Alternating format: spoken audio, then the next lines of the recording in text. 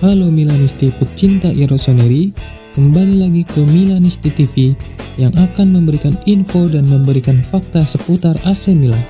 Saksikan terus video-video Milanisti TV dan like, subscribe, dan sebarkan kepada para Milanisti yang lain. Forza Milan.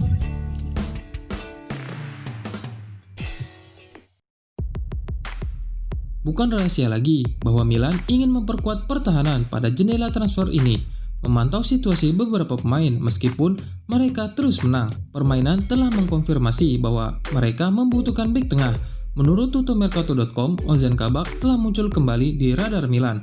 Rossoneri mengikuti sang bek ketika dia berada di Stuttgart, tetapi dikalahkan oleh Schalke 04. Kini pemain berusia 20 tahun itu kembali menjadi target potensial klub.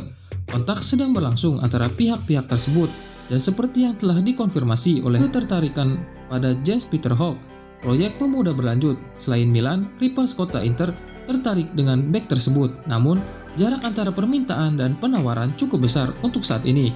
Pada titik ini, sulit untuk memprediksi apakah Milan akan terus maju dengan Kabak, mengingat mereka dikaitkan dengan begitu banyak bek tengah jendela transfer musim ini. Pasar transfer memasuki fase terakhir dengan AC Milan siap bergerak untuk memperkuat tim.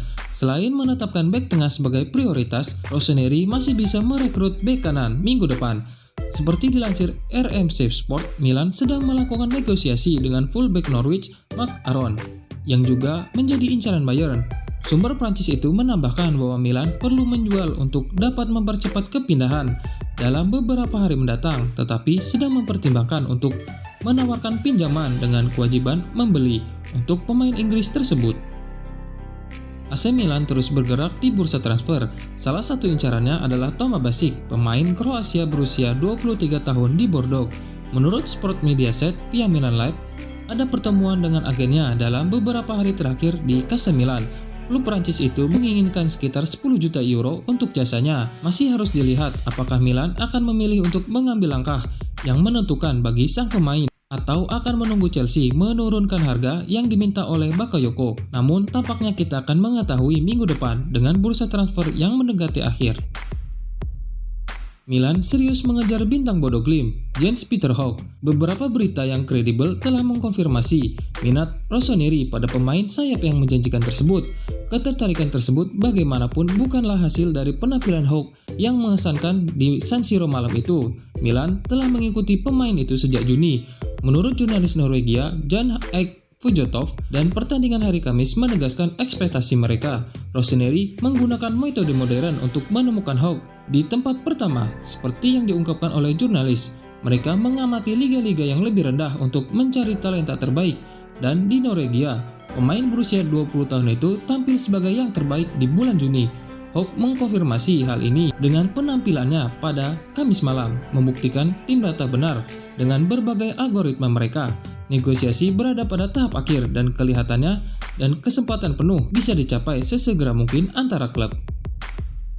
Milan kini bersiap menghadapi Crotone di pertandingan Liga kedua musim ini. Milan akan berusaha untuk melanjutkan kemenangan beruntun. Alessio Romagnoli dan Zlatan Ibrahimovic masih absen, masing-masing karena cedera dan karantina, yang berarti Stefano Pioli diperkirakan akan membuat sedikit perubahan di start 1. Donnarumma, Calabria, Kejer, Gabia, Fernandes, Kessie, Benacer, Castillejo, Calhanoglu, Rebic, dan Colombo. Karena Alessio Romagnoli dan Matteo Musacchio masih cedera, Milan sedang mencari bek tengah di pasar. Sang kapten diperkirakan akan segera kembali, tetapi pertandingan pembukaan musim ini memperlihatkan kurangnya kedalaman di lini belakang. Menurut Gazzetta dello Sport, seperti dikutip Milan News, salah satu nama yang pernah diincar Rossoneri adalah Antonio Rudiger. Pemain Jerman itu tampaknya akan meninggalkan Chelsea sebelum jendela ditutup dan kembali ke Serie A bisa jadi pilihan. Namun dia tidak diharapkan untuk bergabung dengan Milan. Setidaknya karena keadaannya, dia saat ini bergaji 4,5 juta euro per tahun, dan ini terlalu banyak untuk Rossoneri, yang baru-baru ini menerapkan batasan gaji 2,5 juta euro, yang hanya akan diabaikan untuk para pemain kunci. Jelas, Paolo Maldini dan Ricky Massara sedang memantau beberapa pemain di pasar, ingin menemukan solusi terbaik untuk tim. Saat mendekati hari-hari terakhir pasar, kita akan segera mengetahui lebih banyak.